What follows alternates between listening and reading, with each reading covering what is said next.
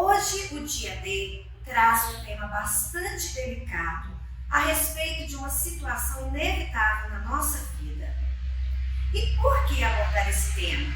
Porque é preciso falar, entender, vivenciar o processo para que ele se torne mais leve. Enfrentar o medo de morrer, de perder um parente, um ente querido, faz bem para a alma. E nós já sabemos que trabalhar as emoções nos leva ao equilíbrio, consequentemente, a uma melhor qualidade de vida.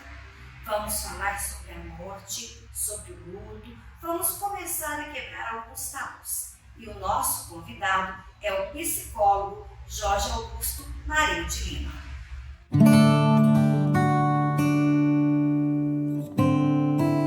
O Jorge, ele é psicólogo, atua em Três Pontas desde 1985, tem especialização em luto pelo Instituto de Psicologia 4 Estações de São Paulo, é coordenador do grupo Reconstruir, apoio ao luto de Três Pontas, e possui vasta experiência em trabalhos voluntários com grupos de apoio e projetos comunitários. É um bom tempo de estrada, né? Bem-vindo, Jorge. Obrigado, Rita. Bom dia a todos. Um prazer enorme estar aqui, falar de um assunto tão essencial, né? Tão profundo e de uma maneira leve, né? Vamos ver se a gente consegue. Vamos conseguir sim, né? Ô Jorge, morrer é a nossa única certeza, né? A única certeza que a gente tem nessa vida é que a gente vai um dia morrer. Agora, de maneira geral, a gente não aprende a conviver com a morte, né?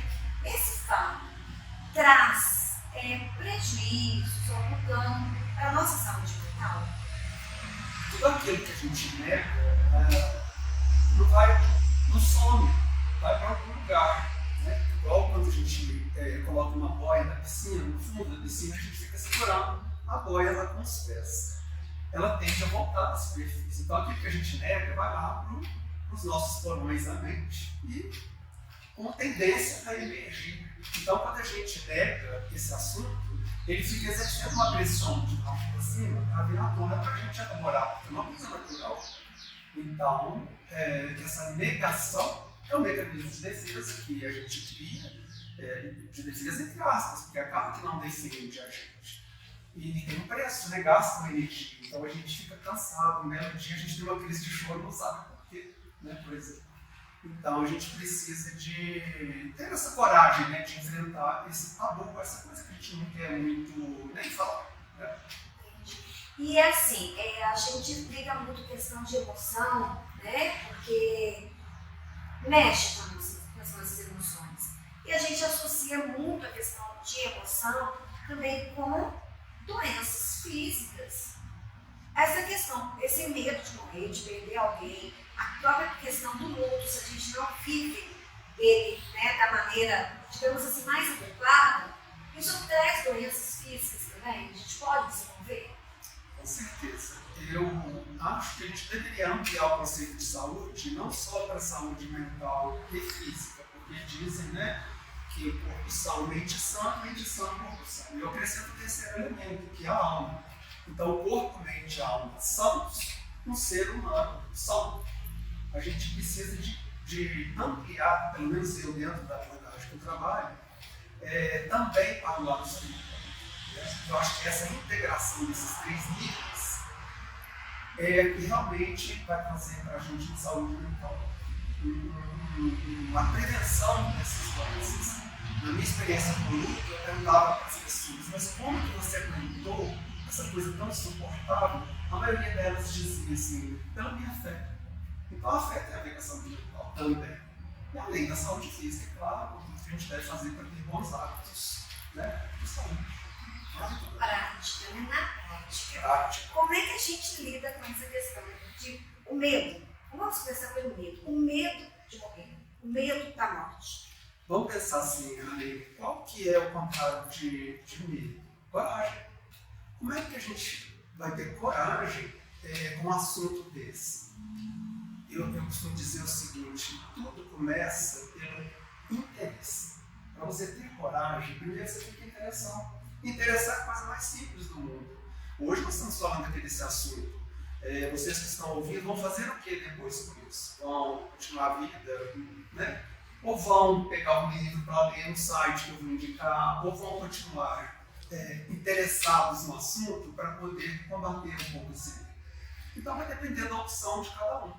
Eu acho que a gente deveria não pensar tanto em coragem. Coragem é uma consequência do interesse. Isso aconteceu comigo. À medida que eu fui me interessando por esse assunto, eu tive muito mais forças para enfrentar os processos de luto dos meus familiares, né? E dos meus clientes também que acompanham a gente. Então eu acho assim que falta também muita vontade. As pessoas precisavam ter interesse por esse assunto, né? Alguém de nós teve aula de luto, de perdas na infância? Você tem, além da sua escola, como saber perder? Pois é, então a gente precisava ter uma educação para um luto, uma educação para qualquer tipo de perda que não é uma morte, né? Uma perda da saúde, uma perda do lado financeiro, até de um animal de estimação, né? Então é isso, a gente tem que interessar, porque quem interessa vai atrás, quem procura acha, né?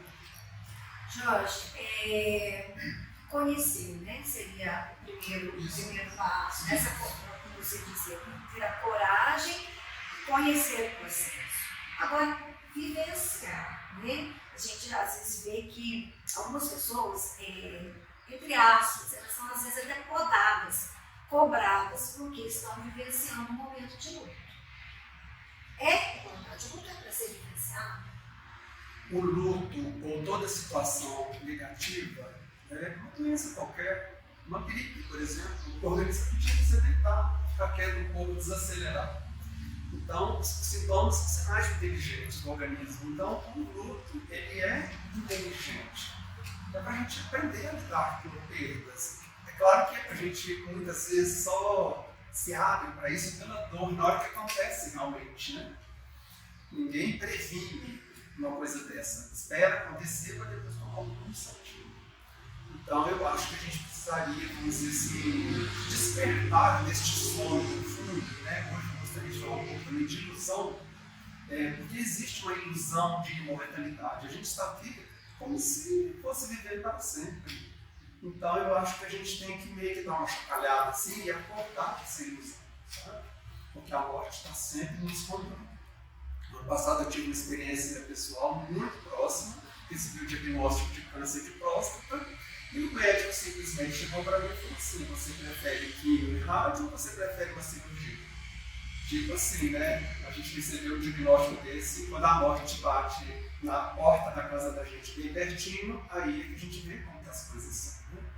Claro que eu fiquei bloqueado e tudo, depois deu tudo certo, fiz a cirurgia, hoje estou bem, mas eu vivenciei bem de perto essa aproximação da morte. Então eu vi que eu também tenho medo.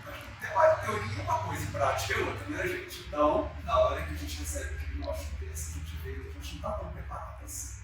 Mas no final das contas, tinha um pano de fundo assim, que é todo o conhecimento que eu adquiri, que eu te falo que valeu a pena. Valeu a pena estudar e ler sobre a morte. Dá pra gente uma base, um respaldo para você vivenciar e estar preparado para ele. Você acha que isso tudo já é um processo, digamos assim, de autocura?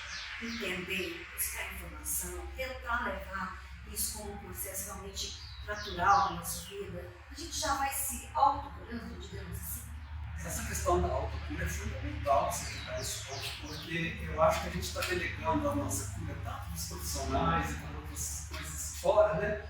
Eu acho que a principal cura ela vem de dentro. É claro que todas as ajudas são bem-vindas, a gente precisa mesmo dos médicos, dos profissionais, né? Mas a autocura ela é fundamental, ela não pode faltar, né?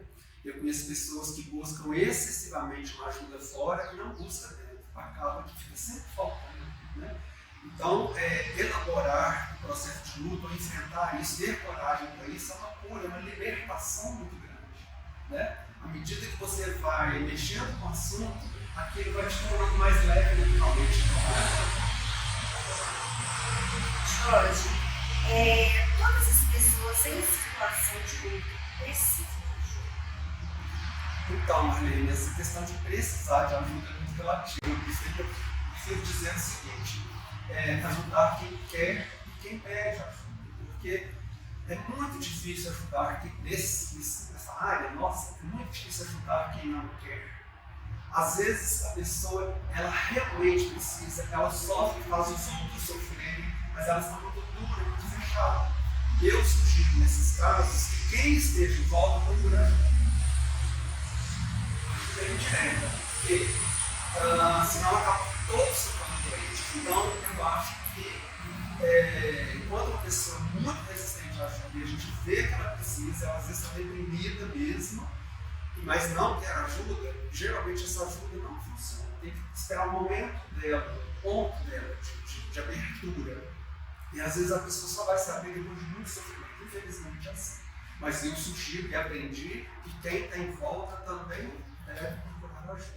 E a gente indicar os outros para o psicólogo, a gente indicar os outros para uma cura é muito fácil. A gente sempre vê os problemas dos outros com muita facilidade, mas os nossos a gente não vê. Né? Tem gente que se sente ofendida de dizer que precisa de um psicólogo. Eu acho que é mais a quem quer. Né? Agora, quem quer já é meio caminho andado, porque é como se a pessoa já chegasse com a senha e você entra no programa, sabe? Então, a pessoa que quer e que bate na nossa porta pedindo uma ajuda, ela já tem meio caminho andado para ter um alívio do sofrimento. Eu já ia abordar exatamente isso, você antecipou, né? A questão de como, né, a gente teria que estar em volta, de que maneira poderia ajudar, né? Então é muito importante aí a gente também se policiar, prestar atenção, né, nas nossas atitudes, nos nossos sentimentos, em relação à própria situação, para a gente poder ajudar, né? Por exemplo, a gente é muito procurado por familiares de alcoólatras. E muitos alcoólatras não se acham alcoólatras e não buscam ajuda e não querem saber de nada. Então eu falo, olha, não por você. Porque o sofrimento é o mesmo. Apesar de a pessoa não beber, ela sofre às vezes até mais do que quem está bebendo. E eu aprendi através dos grupos anônimos, principalmente do Al-Anon, né, que os familiares se curando, eles também propiciam demais que a própria alcoólatra se cure. Então, a cura tem que ser mais abrangente, a cura é familiar. Esses problemas são muito familiares. E sendo abordados de forma mais grupal, também é um bom caminho. Cura para todos. Você falou dessa cura grupal, né? Você, inclusive, foi coordenador de um grupo que eu até tive o prazer lá atrás de fazer uma reportagem sobre, se não me engano, foi a primeira reportagem também, né, Jorge? 2000 e alguma coisa? Foi, 2003. quase 20 anos. Por aí. Que justamente trabalhava essa questão, né? A questão do luto, trabalhado em grupo, era muito bacana. O grupo acabou, Jorge? Como é que está? Está para renascer, viu? Claro que de outras formas, com outro formato, eu sou outro, o tempo é outro, né? Então, está na semente ainda. Depois a gente vai ter a oportunidade de divulgar isso aí, né? Essa continuidade desse trabalho comum. Mas o Grupo Reconstruir, a gente trabalhou em 3 pontas de 2002 a 2007, mais ou menos durante 5 anos. Basicamente eram viúvas, né, que perderam seus maridos, e eu brincava com elas que a gente virou amigos na dor. Porque a gente tem muitos amigos na hora do bem bom, na hora do lazer, na hora do prazer, a gente sempre está cercado de amigos, né? Agora, na hora da dor, na hora da doença, na hora do sofrimento, os amigos tendem a afastar. E o nosso grupo foi o contrário. Nós nos unimos exatamente na hora da dor insuportável, né? Que é a perda dos entes queridos. Então a gente ficou muito unido, até hoje a gente encontra na rua com as pessoas, a gente tem uma ligação muito boa, ficou uma boa semente. De que essa semente? De que a gente não traz o ente querido de volta para um grupo desse, mas a gente alivia a dor. E isso é mais que suficiente. Porque a morte, gente, é inevitável, né? É um caminho sem volta. Mas o compartilhar, o trocar experiências, como era o nosso objetivo, valeu demais. Foi uma das experiências mais ricas que eu já tive na minha vida. Como diz o próprio nome, reconstruir. Né? Inclusive tem aqui um prospecto que a gente usava na época, eu vou ler o trechinho, pode ser? Pode, que diz assim: reconstruir a vida. A morte, com certeza, é uma das realidades que mais nos afligem. sendo que muitas vezes temos grandes dificuldades em aceitá-la e compreendê-la. A questão nos causa tanto medo que passamos a maior parte da vida fugindo dela. Um dia, porém, quanto menos esperamos, somos surpreendidos por ela e obrigados a enfrentá-la. Temos então dois caminhos: ou nos afogamos na dor, fechados em nosso pequeno mundo, ou nos abrimos para uma nova vida, o que nos permite prosseguir. Morte. Passar por esta dor somente terá sentido se, a partir dela, construímos algo de útil para a nossa vida e para as pessoas que nos servem. Então, nós conseguimos reconstruir a vida dessas pessoas, e eu também, a minha, é claro, né, com um trabalho tão digno, né, tão importante, né, porque eu gosto desse assunto, porque esse assunto ele é essencial. Eu te pergunto, existe algum assunto mais importante do que esse? Parece que todos os assuntos ficam depois dele. O assunto mais importante é esse. A gente se prepara para tanta coisa, para uma festa, para uma viagem, e não se prepara para a morte. Então, além de ser um assunto essencial, está na raiz, na base da nossa vida, ele também é um assunto que nos tira dessa vida superficial e ilusória que a gente vive. Na morte, nesse assunto da morte, não tem mentira, não tem falsidade, não tem maquiagem. Então, essa amizade que nós fizemos é muito verdadeira. A amizade da dor é diferente de outras amizades, porque na alegria e na tristeza, na saúde, na doença, na riqueza, na pobreza, é verdadeiro. Então, a gente precisa mesmo utilizar essa possibilidade de um grupo de apoio, que é um bom trabalho para aliviar o nosso sofrimento, curar a nossa dor, né? E ter uma vida mental mais saudável, uma vida mais saudável. Jorge, antes da gente encerrar aqui, você falou, né? Você contou do seu problema, do câncer de próstata. Estamos no Novembro Azul, justamente, né, no momento da gente falar sobre isso, né, atentar aí para a questão de hábitos saudáveis, para prevenção e também as visitas, né, ao médico para diagnosticar o quanto antes. Sim. Vejam bem o que aconteceu comigo. Praticamente uns 20 anos de tratamento seguindo, né, era um inchaço na próstata, né, uma coisa benigna, que de repente, mesmo eu tratando, de um ano para o outro, se tornou maligno.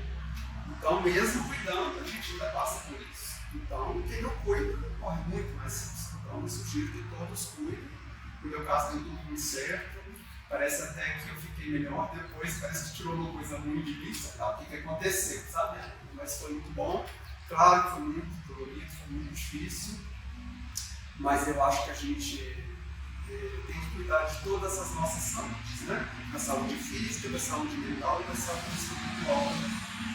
O que me segurou meu controle emocional, meu controle mental, todo o processo que eu passei foi a minha fé.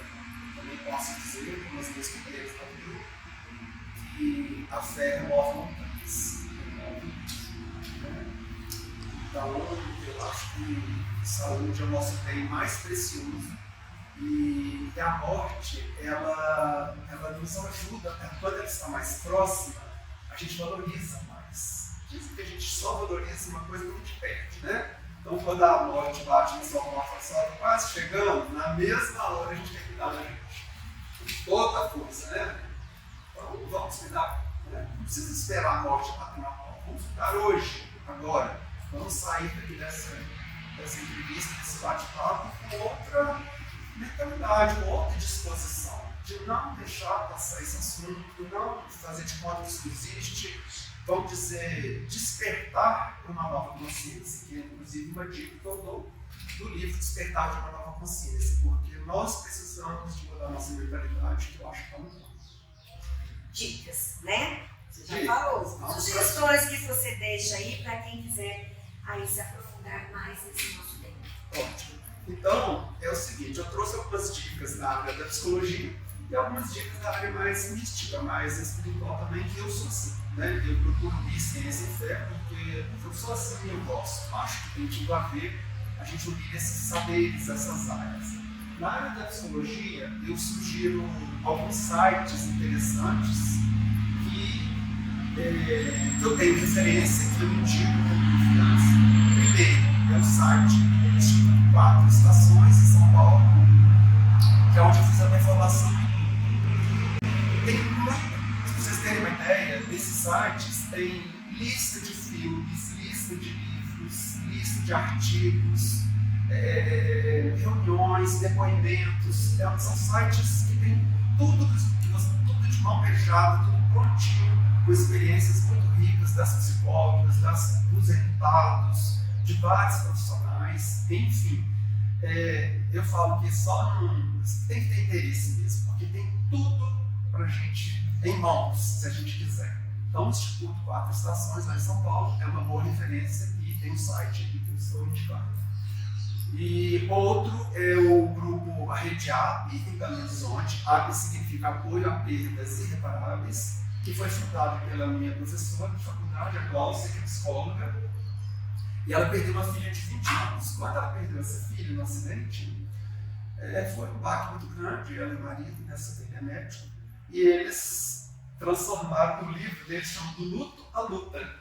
Ou seja, a partir do luto de uma mãe, psicóloga, ela adotou o tema do luto como a bandeira da vida dela. E hoje ela é uma grande referência em trabalhos de apoio ao luto, que é a Glaucia Tavares, lá em Belo Horizonte. E ela fundou esse grupo e nós auxiliávamos a eles. O nosso grupo reconstruiu. E o grupo, a rede AP, aumentou bastante, tem várias cidades que participam. E eles estão lá fazendo um belíssimo trabalho. E é só vocês olharem também no site, tem muitos detalhes.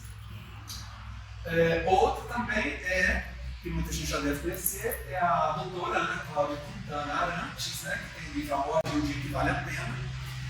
E ela também formou em vacinação. Ela trabalha com energia autóctone, trabalha com idosos. E foi conhecida mundialmente através da participação dela no programa TED. E ela é responsável pelos cuidados paliativos, aquele tratamento digno, né, que é oferecido aos pacientes terminais.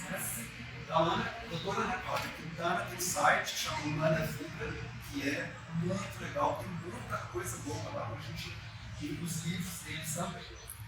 E tem também, né, os mais antigos, assim, que são a Elizabeth Kubler-Ross, que é uma psiquiatra, e o Dr. Colin Parkes, da Inglaterra, que também, os dois são psiquiatras e os dois atuaram em ilhas diferentes dentro da área do luto na psiquiatria. Praticamente quem trouxe o tema do luto para a psiquiatria foi a Elizabeth Kubler-Ross, que tem uma história fantástica, que vale a pena também, quem tiver mais interesse, conhecer a história da Elizabeth. E o Parkes, para vocês terem uma ideia, a equipe dele de Londres, eles são tão fortes no trabalho deles lá com o luto, que eles foram chamados para dar assistência aos executados na ocasião da cirurgia nos Estados Unidos e também mencionando lá no Oriente. Muitas pessoas. A equipe deles foi chamada para dar um suporte. Tantas, uma nação inteira que ele está. Né? Então, isso é na área da psicologia e da medicina, é o que eu sugiro como dica para aprofundamento. E na área mais mística, mais espiritual, eu sugiro o autor Eckhart Tolle, que é responsável pelo livro O Poder do Agora, que é um best-seller muito conhecido. E há muitos anos que eu tenho ele como uma referência mais pessoal que profissional. Eu indico para todos os meus amigos, clientes, indico para todos vocês os livros do Eckhart Tolle. É O Poder do Agora, O Poder do Silêncio e Despertar de uma Nova Consciência, um mundo novo. Porque, segundo ele, segundo eu também, a gente precisa de acordar dessa ilusão, desse sono profundo que a gente vive, achando que a nossa vida é só isso aqui. E depois também eu sugeri que vocês pesquisarem no Google, né, sobre esses dois temas, a ilusão da separatividade e a ilusão da imortalidade. Com dicas também de um vídeo do Pedro Calabrese, que é muito interessante, palestrante, que fala sobre o tanto que a gente se ilude de ser imortal. Né? Então, para quem se interessa, olha o interesse, tem tudo pela frente, né? Para que você trabalhe o seu medo, para que você tenha mais saúde, mais qualidade de vida. Eu até falo assim que a morte, quando ela está mais próxima, o que ela faz? Ela engrandece a nossa vida. Então, a morte não existe assim, essa coisa negativa, né? Porque nós que fizemos dela um monstro. Então, a minha proposta hoje é a gente abraçar esse monstro através do conhecimento, através do conhecimento. A pandemia, nós passamos, graças a Deus, aí por ela, mas ela trouxe tudo isso. Tudo isso que o Jorge acabou de falar, essa ilusão, né? Esse medo, porque a gente realmente não conhece, a gente não está preparado para essas perdas, né? Então, eu acho, tudo aí, né? Eu acho que a pandemia ainda vai demorar muito tempo para cair nossa ficha. Porque foi profundo demais, é uma ferida da humanidade, do planeta. Então, nós temos muito que aprender com a pandemia. Já existem livros, muita coisa interessante escrita sobre a pandemia, sobre o significado mais amplo da pandemia, e eu acho que a gente também precisaria correr atrás disso, porque nós não podemos continuar com a mesma vida, porque a pandemia veio como um sinal, como um aviso, um alerta para nós. Tem alguma coisa errada acontecendo conosco. E eu gostaria então de ler um trechinho do Eckhart Tolle, do livro Poder do Silêncio, que é sobre a natureza. Né? A gente está aqui cercado de plantas que não tem o que falar, né? As plantas, os animais, as montanhas, o vento. Então eu gostaria de ler um trechinho desse livro chamado A Morte, no capítulo 9, chamado A Morte e o Eterno, sabe? É bem curtinho, mas vale a pena. Quando você anda numa floresta intocada, onde não houve qualquer interferência humana, vê muito verde exuberante, muita planta brotando, mas também encontra árvores caídas, troncos se deteriorando, folhas podres e a cada passo matéria em decomposição. Para onde quer que olhe, vai encontrar vida e morte. Se prestar mais atenção, vai descobrir que o tronco de uma árvore em decomposição e as folhas apodrecendo não só dão origem a nova vida, como estão cheios de vida. Há micro-organismos em ação. As moléculas estão se reorganizando. Portanto, não há morte em parte alguma dessa floresta. Há apenas a transformação da vida. E o que nós podemos aprender com isso? Aprendemos que a morte não é o contrário da vida. A vida não tem oposto. O oposto da morte é o nascimento. A vida é eterna. Interessante, né? Fantástico. Então, muito bom. Nosso amigo aqui disse tudo. Muito bom, né, gente? Tá vendo? É importante, né? A gente entender o assunto e o que vale a pena realmente, como o Jorge já falou. Jorge, muito obrigada por tanto ensinamento, né? Você veio aí para nos ensinar muita coisa boa, né, a respeito dessa coisa inevitável e que a gente tem que aprender, conhecer, falar e encarar. Só uma perguntinha para encerrar. Você tem medo da morte?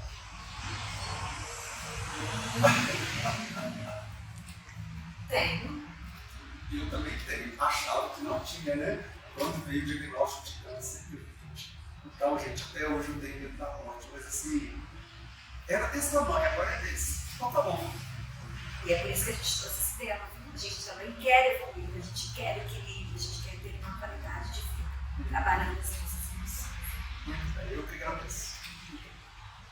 Gente, curte aí o nosso vídeo, compartilhe, assine o nosso canal, porque vale a pena. A gente tem que trazer tanto tema bacana que é pra gente fazer isso mesmo, pra gente viver de uma forma mais tranquila, mais leve. Até o próximo dia dele. Muito obrigada pela sua companhia.